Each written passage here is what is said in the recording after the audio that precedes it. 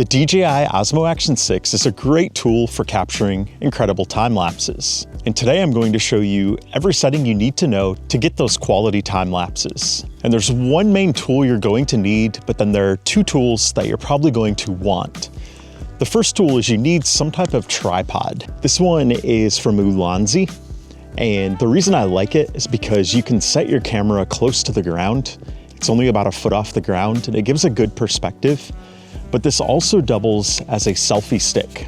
So this can extend way out, and you of course can fold up the legs. So you can use it as a selfie stick as well, which is great. It's very versatile, and the cost is excellent also. But then the other two tools that you might want, one of them is a power bank. This one from Anker right here, it's a basic power bank, but it holds 20,000 milliamp hours of charge. And you're going to want this if you're doing any type of long time lapse. If you're doing like an all-day time lapse, anything like that, this is going to come in handy because the battery on here, while it is good, it's still only going to last probably 2 to 3 hours for most time lapses. So you can easily connect this to your Action 6 to keep it powered. And then the third thing you're going to want is you're going to want ND filters. Basically, these are going to get you really smooth motion those time lapses. It's not going to be sharp frames that are jarring. It looks really good with a time lapse. So let's get into the settings. We're going to want to navigate to time lapse mode. And once you're in time lapse mode, you want to click here at the bottom, and you want to make sure it's set to time lapse here. And then up here in the upper left, we want to first adjust the resolution. So I recommend doing 4K 4:3, 30 frames per second. And the reason you want the 4:3 is you are able to add some motion later on to your time lapse because you're gonna have some extra video on the top and the bottom. Because when you put 4:3 on a 16:9 timeline, there's extra vertical portions of the video. And adding motion to a time lapse makes the time lapse more interesting. And then the other setting you're gonna change up here, this is for the lens perspective. So I would do standard D-warp if you're in a city or something where you want all of the buildings to look perfectly straight. But if you're doing a landscape time lapse like I usually am, I like to use natural wide. And if you are in a space where distortion doesn't really matter, you could do wide and it's going to give you an even wider perspective. But I like the natural wide because it's very close to as wide, but it does minimize the distortion. And then we're gonna swipe up here to set parameters. So if you're doing a sunset time lapse, I recommend doing 2 seconds for the interval. That's usually gonna be an hour to time lapse total, and that's a great interval for that.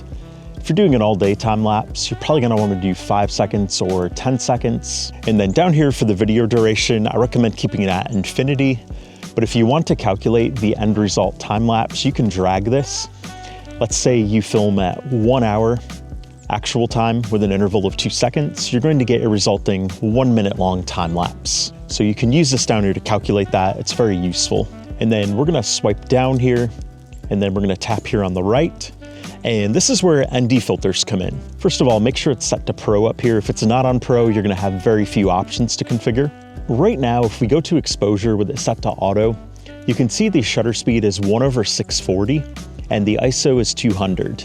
Now the ISO of 200 is great, but the shutter speed of 1/640 is a little bit fast.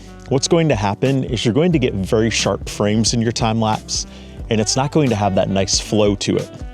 So this is where a set of ND filters is very useful for this. And these ones right here are from Freewell, and I like these. This set has an ND 8, 16, 32, and 64. So for today's lighting right now, I'm going to try the ND 16.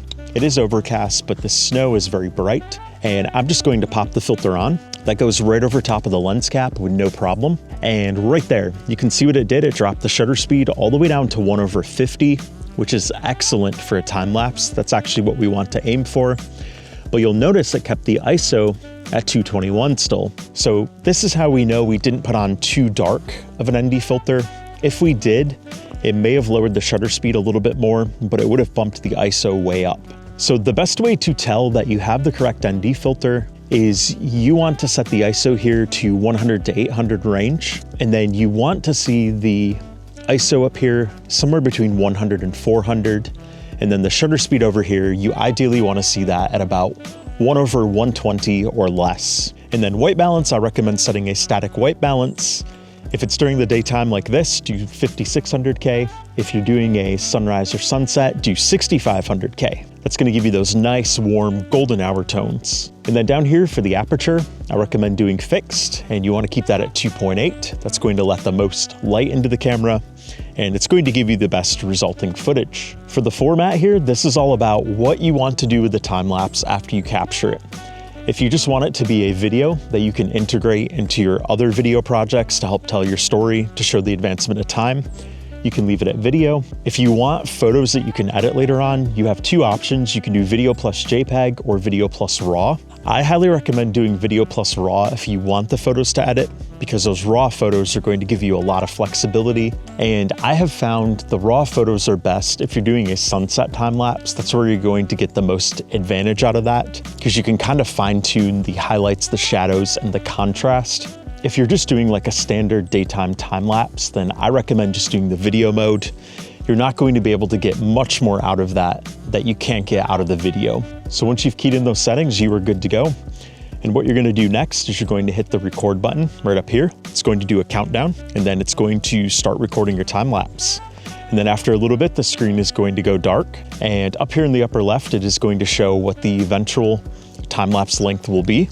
And then it's going to go to that right there. And then when it's time to stop your time lapse, you're just gonna hit the button there again, and it's going to process it, and you are good to go. And if you'd like to learn more about how to capture the best footage with the Osmo Action 6, check out this playlist right here.